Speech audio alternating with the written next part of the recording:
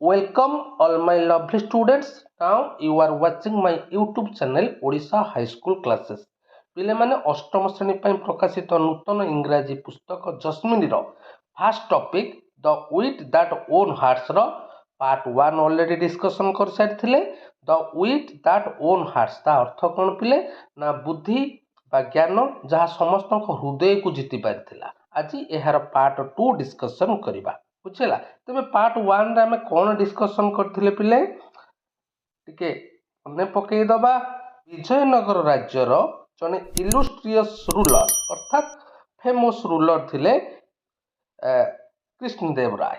ବୁଝିଲା ପିଲାମାନେ, ତାଙ୍କ ସମୟକୁ କୁହାଯାଏ ଗୋଲ୍ଡେନ ଏରା ଅଫ୍ ଦ ବିଜୟନଗର। କାହିଁକି ପିଲେ ନା କାରଣ ତାଙ୍କ ସମୟରେ ଆର୍ଟ, ଲିଟରେଚର, ଆର୍କିଟେକ୍ଚର ସମୃଦ୍ଧ ଲାଭ କରିଥିଲା। ତେଣୁ ତାଙ୍କ ରାଜୁତି ସମୟକୁ ପିଲେ ଗୋଲ୍ଡେନ ଏରା ବୋଲି କୁହାଯାଏ। ଲୋକମାନେ ଭାରି ଖୁସି ଥିଲେ। କୃଷ୍ଣଦେବ ରାୟଙ୍କ କୋର୍ଟରେ ପିଲେ 8 ଜଣ ସେଲିବ୍ରେଟେଡ୍ ପୋଏଟ୍ ଥିଲେ, ପ୍ରସିଦ୍ଧ କବି ଥିଲେ। ବୁଝିଲା, ସେମାନଙ୍କୁ କୁହାଯାଉଥିଲା ଅଷ୍ଟଦିଗସ। କ'ଣ କୁହାଯାଉଥିଲା ପିଲେ? ଅଷ୍ଟଦିଗସ। କାରଣ ଅଷ୍ଟ ମାନେ 8, ଦିଗସ ମାନେ ପ୍ରବୀଣ। ବୁଝିଲା, ସେମାନଙ୍କ ଭିତରୁ ଜଣେ ଥିଲେ ତେନାଲି ରାମକୃଷ୍ଣନ, ଯିଏକି ଜଣେ ଥଟାଳିଆ ବ୍ୟକ୍ତି ଏବଂ ଜଣେ କବି, ଯିଏକି ସବୁବେଳେ ରାଜଦରବାରରେ ଥଟାଳିଆ ମଜାଳିଆ କଥା କୁହନ୍ତି ଏବଂ ପ୍ରତ୍ୟେକ କଠିନ ସମସ୍ୟାର ସମାଧାନ କରନ୍ତି। ତାଙ୍କର ରାଜଦରବାରରେ ଗୋଟିଏ କ'ଣ ଥିଲା ନା କାଟୁତି ଥିଲା। ବୁଝିହେଲା, ସମସ୍ତେ ତାଙ୍କୁ ରେସ୍ପେକ୍ଟ କରନ୍ତି। ତେବେ ରାଜାଙ୍କର ରାଣୀ ଥିଲେ ଥିରୁମାଲା ଆମ୍ବାଲ। ଥରେ କୌଣସି ଗୋଟିଏ ସାଧାରଣ କଥାକୁ ନେଇ ରାଜା ଥିରୁମାଲା ଆମ୍ବାଲଙ୍କ ସହିତ ଝଗଡ଼ା ହୋଇଗଲା। ବୁଝିହେଲା, ଯାହାଫଳରେ ରାଜା ଥିରୁମାଲା ଆମ୍ବାଲଙ୍କ ସହିତ କୌଣସି କଥାବାର୍ତ୍ତା କଲେ ନାହିଁ। ଯାହାଫଳରେ କି ରାଣୀ ଯେତେ ଚେଷ୍ଟା କଲେ ମଧ୍ୟ ସେ ଝଗଡ଼ାର ସମାଧାନ ହୋଇପାରିଲା ନାହିଁ। ସେ ତେନାଲି ରାମକୃଷ୍ଣଙ୍କୁ ଏହାର ସମାଧାନ କରିବା ପାଇଁ ରିକ୍ୱେଷ୍ଟ କରିଥିଲେ। ବୁଝିହେଲା, ତେବେ କାହିଁକି ରାଜା ରାଣୀ ଉପରେ ରାଗିଲେ? କିଛି କାରଣ ନଥିଲା। ସେ ଲେଖିଥିବା ପୋଏମକୁ ଯେତେବେଳେ ସେ ରିସାଇଟ୍ କରୁଥିଲେ ସେହି ସମୟରେ ରାଣୀ କେବଳ ହାଇ ମାରିଦେଲେ। ବୁଝିହେଲା, ଆମେ ହାଲିଆ ହେଲେ ଯେମିତି ହାଇ ମାରୁଛେ ସେମିତି ହାଇ ମାରିଦେଲେ। ଯାହାଫଳରେ କି ରାଜା ଭାବିଲେ ମୋ ପୋଏମକୁ ରାଣୀ ଡିସରେସ୍ପେକ୍ଟ କରୁଛି। ସେଥିପାଇଁ ସେଇ ଦିନଠାରୁ ସେ ତାଙ୍କ ସହିତ ଆଉ କଥା ହେଲେ ନାହିଁ, ତାଙ୍କ ସହିତ କୌଣସି ମିଶିଲେ ନାହିଁ। ବୁଝିହେଲା ତ? ତେଣୁ ଏହାକୁ ନେଇ ରାଣୀ ଦୁଃଖରେ ଥିଲେ। ତେଣୁ ଏହି ସମସ୍ୟାର ସମାଧାନ କରିବା ପାଇଁ ସେ ତେନାଲି ରାମକୁ ଅନୁରୋଧ କରିଥିଲେ। ଆଜି ଦେଖିବା ଏହି ପାର୍ଟରେ ତେନାଲି ରାମ ଏହି ସମସ୍ୟାର କିପରି ସମାଧାନ କଲେ ଏବଂ ରାଜା କିପରି ତାଙ୍କର ଭୁଲ ବୁଝିପାରିଲେ। ବୁଝିହେଲା ତ ପିଲେ? ତେବେ ଆରମ୍ଭ କରିବା ଆଜିର ଟପିକ୍। ରାମା ନୋଡେଡ୍ ଥଟ୍ଫୁଲି। ପିଲେ ରାମା ମାନେ କିଏ? ତେନାଲି ରାମା। ତେନାଲି ରାମା ନୋଡେଡ୍ ମାନେ ନୋଡେଡ୍ ଏଠି ଭର୍ବ। ପିଲେ ନୋଡେଡ୍ ମାନେ ହେଉଛି ମୁଣ୍ଡ ହଲାଇବା। ତେଣୁ ତେନାଲି ରାମ ମୁଣ୍ଡ ହଲାଇଲେ। ଥଟ୍ଫୁଲି ମାନେ ଚିନ୍ତା କରି। ବୁଝିହେଲା, ଥଟ୍ଫୁଲି ମାନେ ଚିନ୍ତା କରି, ଭଲ ଭାବରେ ଚିନ୍ତା କରି ସେ ମୁଣ୍ଡ ନୁଆଇଲେ। If you like I will try my best to resolve this matter. ଆପଣ ଯଦି ଚାହିଁବେ ତେବେ ଏହି ସମସ୍ୟାର ସମାଧାନ କରିବା ପାଇଁ ମୁଁ ସତ ଚେଷ୍ଟା କରିବି। I will try my best, ମୁଁ ବେଷ୍ଟ ଦେବା ପାଇଁ ଚେଷ୍ଟା କରିବି। Your highness but this needs a well planned approach. କିନ୍ତୁ ଏହାକୁ ସମାଧାନ କରିବା ପାଇଁ ଗୋଟିଏ ସୁଚିନ୍ତିତ ଯୋଜନା ଆବଶ୍ୟକ। ବୁଝିହେଲା, ଗୋଟେ ଯୋଜନା କରି ଆମେ ରାଜାଙ୍କୁ ବୁଝେଇବାକୁ ପଡ଼ିବ। And I May need time to find the right strategy. ବୋଲେ ଷ୍ଟ୍ରାଟେଜି ମାନେ କ'ଣ ନା ଷ୍ଟ୍ରାଟେଜି ମାନେ ପ୍ଲାନ୍। ବୁଝିହେଲା, ତେଣୁ ମୁଁ ଦରକାର କରୁଛି କିଛି ସମୟ, କିଛି ଦିନ ଦରକାର କରୁଛି ବା କିଛି ସମୟ ଦରକାର କରୁଛି ଗୋଟେ ନୂଆ ପ୍ଲାନ୍ ବା ଗୋଟେ ଯୋଜନା ତିଆରି କରିବା ପାଇଁ। The queen who had placed her last hope in Rama. ଯେ କୁଇନ୍ ଯାହାକି ତାଙ୍କର ଶେଷ ହୋପ୍ ଥିଲା, ଶେଷ ଆଶା ଥିଲା ତେନାଲି ରାମାଙ୍କ ଉପରେ। କାହିଁକି ନା ତେନାଲି ରାମା ହିଁ କେବଳ ସମାଧାନ କରିପାରିବେ। ତାଙ୍କର ଶେଷ ଭରସା ଥିଲେ ତେନାଲି ରାମା। ଏଗ୍ରିଡ୍ ରାଜି ହେଇଗଲେ। ଆଣ୍ଡ ଥ୍ୟାଙ୍କଡ ହିମ୍ ପ୍ରଫୁଜଲି। ପ୍ରଫୁଜଲି ମାନେ କ'ଣ ନା ପ୍ରଫୁଜଲି ମାନେ ହେଉଛି ଏ ଲାର୍ଜ ଆମାଉଣ୍ଟ। ବୁଝିହେଲା ତ? ଏ ଲାର୍ଜ ଆମାଉଣ୍ଟ ଅର୍ଥାତ୍ ବହୁତ ପରିମାଣରେ ସେ ତେନାଲି ରାମକୁ ଧନ୍ୟବାଦ ଦେଲେ। ଯାହା ହଉ ଆମ ମଧ୍ୟରେ ଥିବା କଳହକୁ ସମାଧାନ କରିବା ପାଇଁ ତମେ ରାଜି ହେଲ, ତେଣୁ ତମକୁ ଅନେକ ଅନେକ ଧନ୍ୟବାଦ। The next morning the royal court was bustling with activity. ବୋଲେ ବଷ୍ଟଲିଂ ମାନେ କ'ଣ? ବୋଲେ ବଷ୍ଟଲିଂ ମାନେ ହେଉଛି ବିଜି ବା ବ୍ୟସ୍ତ ରହିବା, ବୁଝିଲା। ତା ପରଦିନ ସକାଳେ ରାଜ ଦରବାର ବ୍ୟସ୍ତ ଥିଲା। କୋଉଥିରେ ବ୍ୟସ୍ତ ଥିଲା? ନା ଆକ୍ଟିଭିଟିରେ।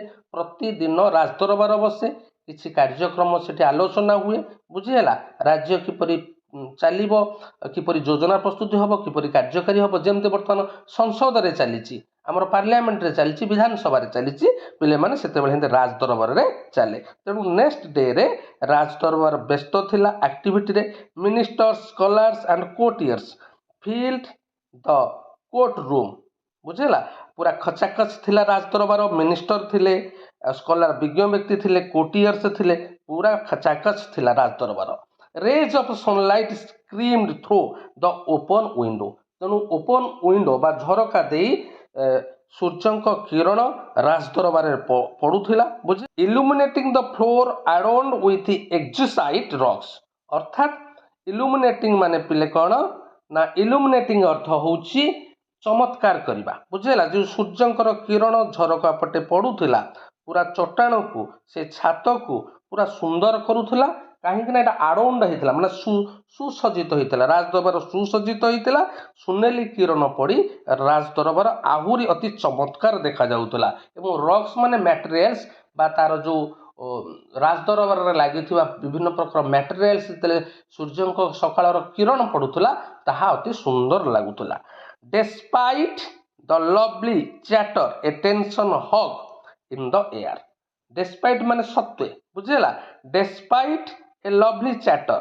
ଲଭଲି ଚ୍ୟାଟର ମାନେ ପରସ୍ପର କଥା ହେବା, ସୁନ୍ଦର କଥା ହେବା ସତ୍ତ୍ୱେ ମଧ୍ୟ a tension hung in the air, ଗୋଟେ ଟେନସନ୍ ଥିଲା, ଚାପ ଥିଲା। ରାଜ ଦରବାରରେ ଚାପ ଥିଲା। କ'ଣ ଚାପ ଥିଲା?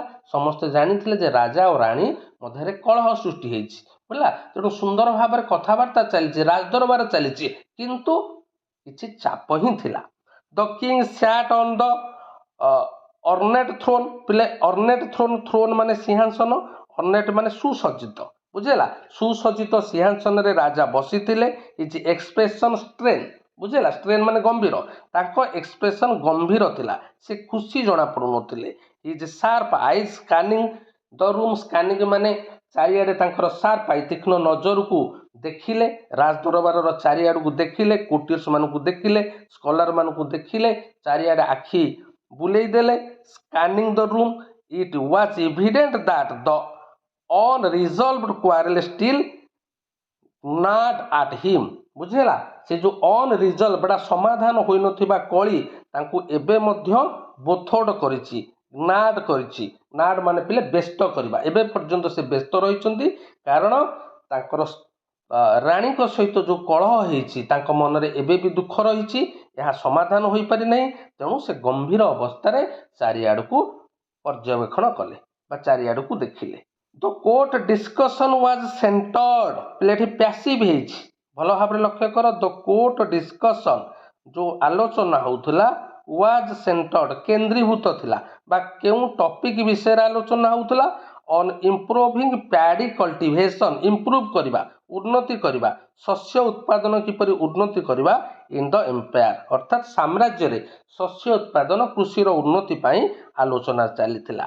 One by one the minister rose the present their ideas.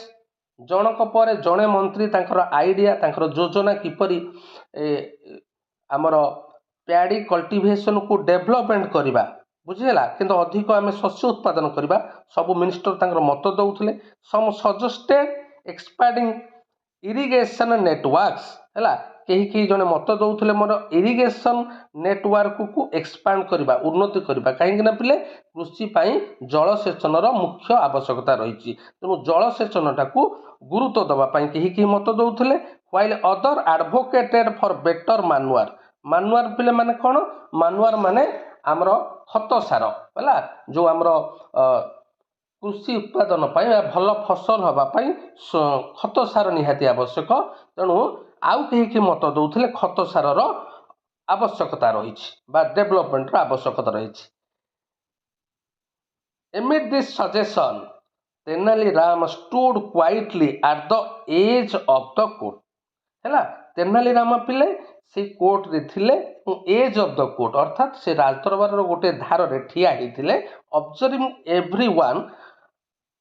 Observing everyone with an amused smile है अम्यूज्ड स्माइल माने मृदु हस बुझेगा मृदु हसुले सब कोर्ट रे कौन कौन आलोचना चलुची किए कौन मत दौचे शुणुले मृदु हसुले कोर्ट रो गोटे एज रे ठिया होते बुझेगा तो पिले फाइनाली द किंग कॉल्ड अपन रामा शेष राजा रामा को डाकिले तेनाली रामा को डाकिले कारण से ही सजेशन देवे how to development the cultivation बुझेगा the chatter in the court died down as all eyes turned to him बुझेगा जो सब फुसफुस होते राजदरबार रे समस्ते वर्तमान कौन हो गले ना डेड डाउन माने धीर स्थिर हो गले समस्त आखि क्या ऊपर पड़ा ना तेनाली रामा ऊपर पड़ा रामा अप्रोच द थ्रोन जिते राजा तेनाली राम को डाकिले Tenali Rama approached the throne throne माने सिंहासन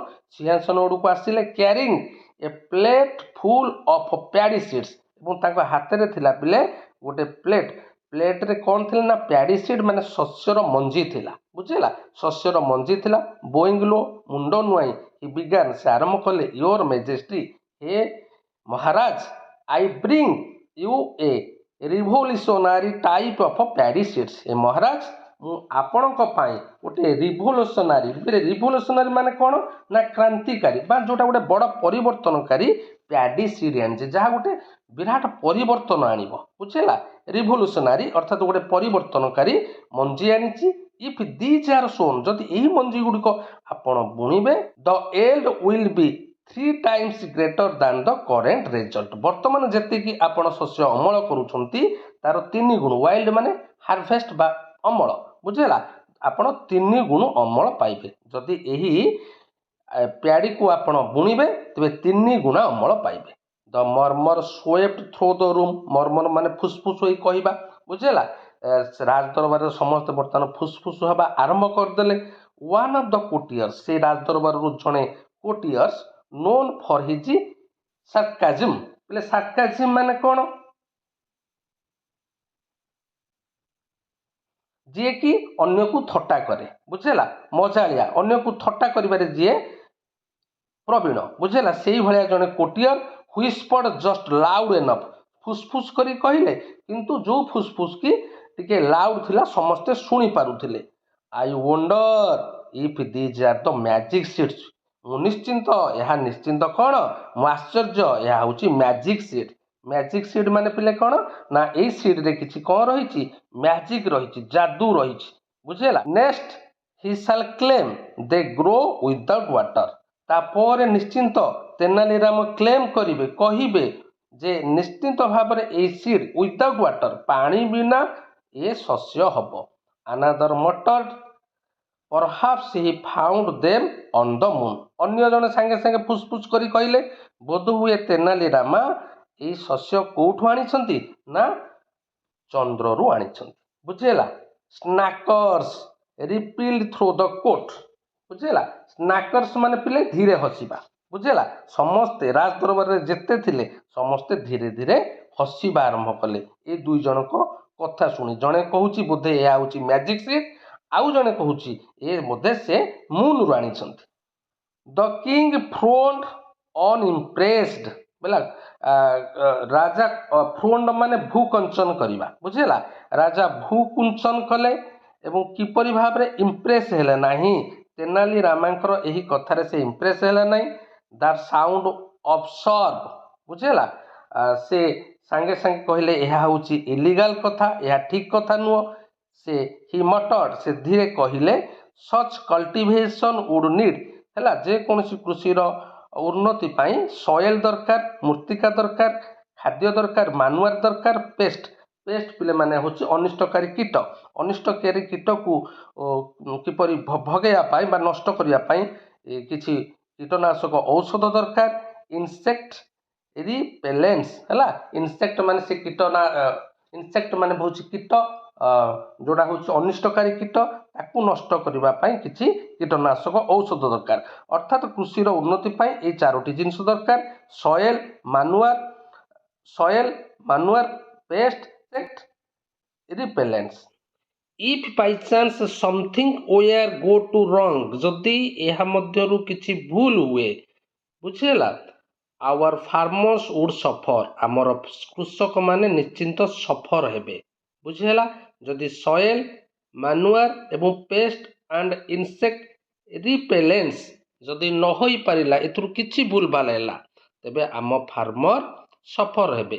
ରାମା ସ୍ମାଇଲ୍ଡ ଅନଫେଜ୍ଡ, ରାଜାଙ୍କ କଥା ଶୁଣି ରାମା, ଅନଫେଜ୍ଡ ମାନେ ପିଲେ କ'ଣ ନା ବ୍ୟସ୍ତ ନ ହେବା, ନଟ୍ ଓରିଡ୍, ବୁଝିଲା।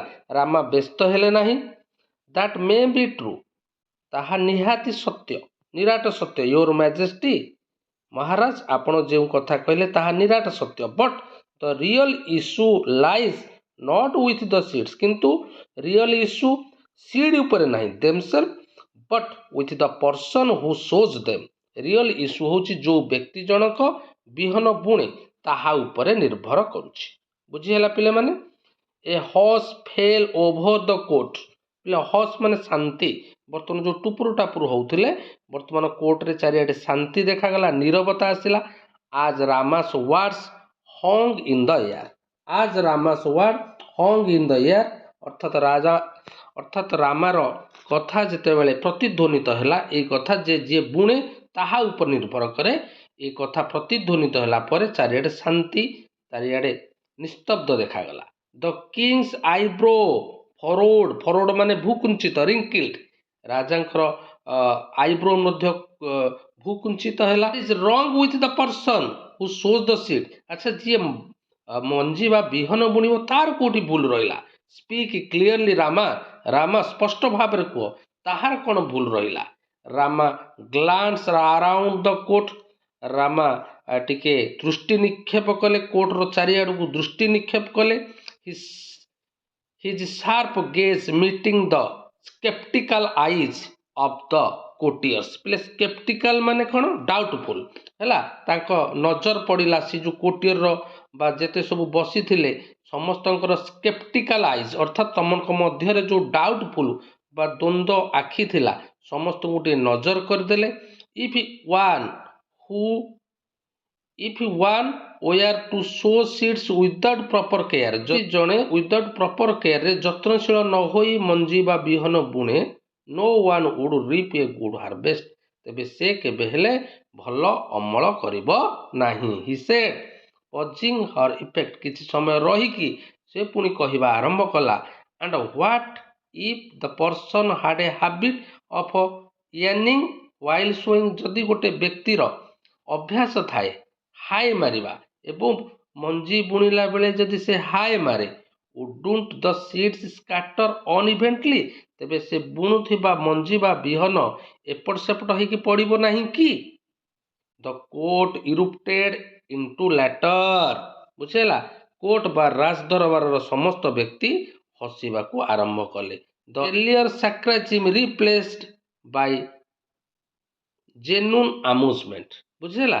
ତେଣୁ ସେ ଯେଉଁ ରାଜଦରବାରର ଶାନ୍ତ ଥିଲା, ଶାନ୍ତ ପରିବେଶକୁ ଏ ଗୋଟେ କୋଳାହଳ କଲା, ସମସ୍ତେ ଆମ୍ୟୁଜମେଣ୍ଟ ନେଲେ, ହସିବାରେ ଲାଗିଲେ। Even the king cut of God, କିନ୍ତୁ ରାଜା ଗମ୍ଭୀର ହୋଇ ପଡ଼ିଲେ, ସେ ତାଙ୍କ କଥାରେ ଧରା ପଡ଼ିଗଲେ। ସାଇଡ୍ ଆଣ୍ଡ ଇନଷ୍ଟିଙ୍କ୍ଟିଭଲି ୟାଣ୍ଟ, ବୁଝିହେଲା। ସେ ତାଙ୍କର ସେଇ ସମୟରେ ଠିକ୍ ହାଏ ମାରିଦେଲେ, ବୁଝିହେଲା, ହାଏ ମାରିଦେଲେ। ରାମା ୱାଚ୍ଡ ହିମ୍ କିନ୍ଲି, ରାମା ଧ୍ୟାନ ସହକାରେ ଦେଖୁଥିଲା ରାଜା ହାଏ ମାରିଲେ।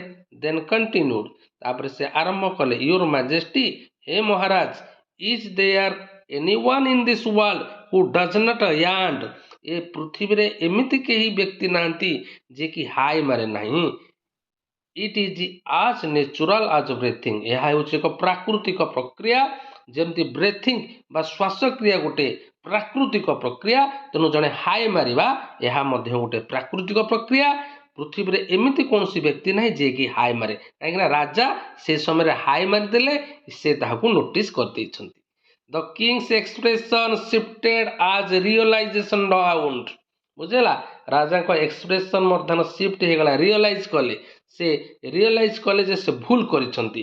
His mind raced back to the quarrel with the queen, ତାଙ୍କ ମାଇଣ୍ଡ ताजा हो गला से मन पड़गला जे हाई जो केमती से रानी को सहित कली करिसंती ही रिमेम्बर्ड स्कल्डिंग हर हारासली एवं मन पड़गला तांकर से केमती रानी को हारास करिसंती एवं खराब कथा कहिसंती for yawning while he recited his poem जेते बेले से तांको कविता पढ़ौतिले से हाई मारिले जा फल कि से तांको बहुत कथा कहिसंती here he realised how unfair he had been एवं ता प्रति किपरि खराब व्यवहार करिसंती से निजे रियलाइज कले if I had known that yawning was not a sign of disrespect जदि मु जानी थांती जे ए हाई मारिबा होउची गोटे डिसरेस्पेक्टर साइन नुह अर्थात असम्मान करिवार गोटे संकेत नुह तेबे I wouldn't have taken her gesture so personally तेबे गेस्चर माने पिले कौन ना गेस्चर माने होची ए मूवमेंट ऑफ हैंड और हेड टू एक्सप्लेन आन आइडिया बुझेला तेणु मु एहीपरि भाबरे पर्सनाली भाबरे मु तांको प्रति एहीपरि व्यवहार करि न थांती he thought regret filling his heart regret माने अवसोस बुझेला से एही घटना पाई निजको दुख प्रकाश कले अवशोष कले कारण से निजे भी आज राज दरबार रे हाई मारले तेणु हाई मारिबा गोटे दंडनीय अपराध नुह बुझेला यह प्रत्येक व्यक्तिर गोटे गोटे नेचुराल प्रक्रिया तेणु जमती ब्रेथिंग गोटे नेचुराल प्रक्रिया तेणु हाई मारिबा गोटे नेचुराल प्रक्रिया अजथा से रानी को भूल बुझीतिले बुझीला पिले से ताको निज भूल बुझी पारिले